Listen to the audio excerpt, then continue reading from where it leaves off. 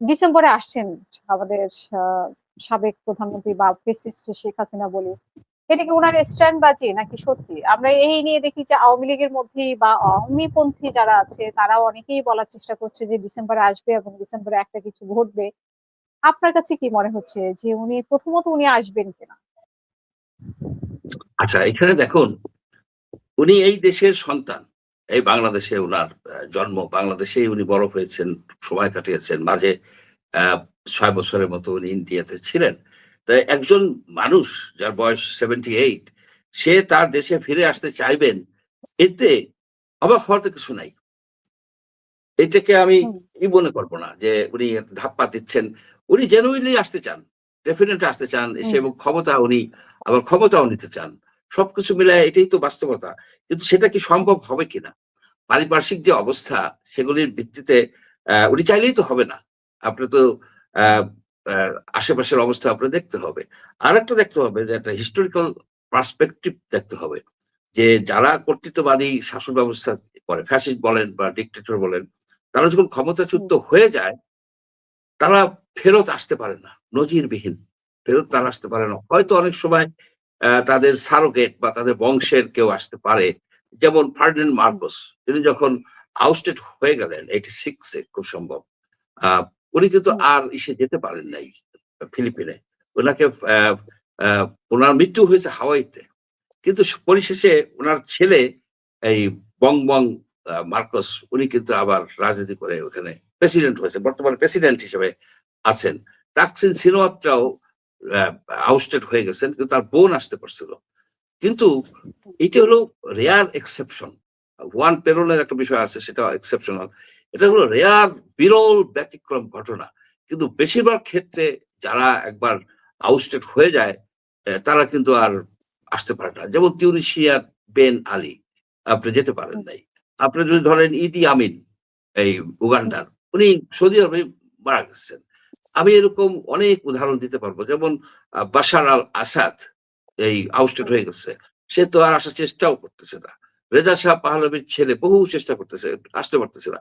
সাধারণত যেটা হয়, এর মেইন কারণটা হচ্ছে কি, যারা কর্তৃত্ববাদী শাসন ব্যবস্থায় প্রধান থাকেন, ডিক্টেটর থাকেন, তাদের ক্ষমতার উৎস ন্যাচারালি থাকে মিলিটারি, পুলিশ এবং গোয়েন্দা সংস্থার উপর ভিত্তি করেই তারা রাষ্ট্রটা চালান। এটা আমরা দেখছি, বাংলাদেশেও দেখছি। সেই গোয়েন্দা, সেই মিলিটারি, সেই পুলিশ, যে প্যারামিলিটারি বাহিনী, উনাদের পতনের সাথে সাথে নতুন যে অ্যাডমিনিস্ট্রেশন আসে তাদের আওতায় চলে যায়। তারা সেটাকে ভেঙে চুরে নতুন করে এমনভাবে করে, তার উপরে আর এদের কোনো ইনফ্লুয়েন্স থাকে না। হয়তো ২-১ জন সিম্পাথাইজার থাকে। যেমন বর্তমানে শেখ হাসিনার কি এই সেনাবাহিনীর উপরে, পুলিশের উপরে, ডিজিএফআই এর উপরে কোন রকমের প্রভাব আছে? যার মাধ্যমে উনি ক্ষমতায় ছিলেন। সুতরাং উনি কিভাবে এইখানে একটা নতুন করে আসবেন? আরেকটা বিষয় হয় কি, যে এই কর্তৃত্ববাদী বা ডিক্টেটররা, তারা যখন ক্ষমতায় থাকে তাদের আশেপাশের কিন্তু রাজনৈতিক অন্যান্য দলের লোকজনকে ওনারা কাছে নেন, একটা অ্যালায়েন্স করেন। যেমন ১৪ দলীয় ছিল। এই অ্যালায়েন্স গুলো ভেঙে যায়।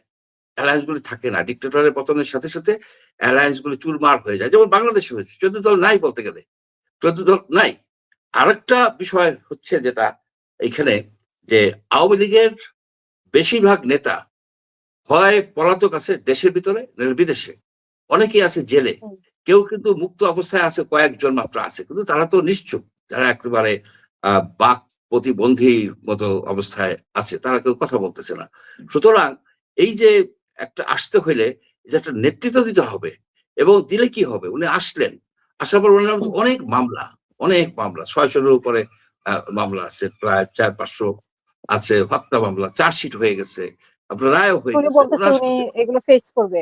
বা উনি না, যে এনশিওর করছেন যে উনার নেতাকর্মীদেরকে নিয়ে উনি আসবেন যারা পালিয়ে গেছে, মামলা ফেস তো করবেন। উনার নেতাকর্মীদের নিয়ে উনি একসাথে আসবেন। ঠিক আছে, ভালো কথা। তো উনার নেতাকর্মী তো একজনও তো আসে নাই বাংলাদেশে।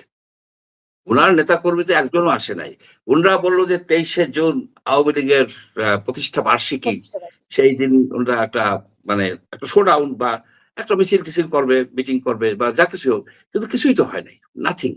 হুম, যেখানে বুঝতে হুম, হবে যে ডিক্টেটরের পতন হইলে ডিক্টেটররা আর আসতে পারে না।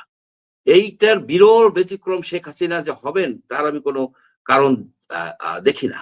তবে উনি যে আসতে চান, উনার যে আসার এই ইচ্ছার মধ্যে যেন কপটতা নাই, এটা আমি বিশ্বাস করি না যে উনার কপটতা নাই। যে উনি আসতে চাইবেন।